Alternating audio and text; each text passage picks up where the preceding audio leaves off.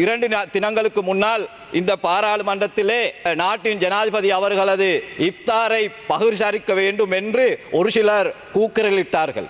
ஆனால் துரதிர்ஷ்டவசமாக அதே கட்சியை சேர்ந்த தலைவர்கள் ஏனைய உறுப்பினர்கள் கூட அந்த கோரிக்கையை துச்சமாக மதித்து நேற்றைய தினம் அந்த நிகழ்வில் கலந்து கொண்டார்கள். நான் நினைக்கின்றேன், பொதுவாக நான் நன்றியை தெரிவித்துக் கொள்கின்றேன் அத்தகைய அனைவருக்கும்.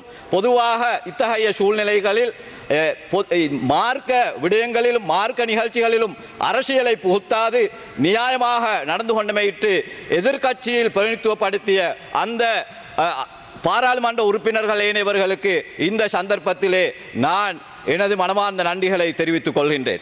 எந்த ஒரு சந்தர்ப்பத்திலும் குறிப்பாக மத்திய கிழக்கிலே இருக்கின்ற எந்த ஒரு பொருளாதார ரீதியான மர்மஸ்தானங்களாக இருக்கலாம், சிறுவர்களாக இருக்கலாம், எந்த ஒரு நாடும்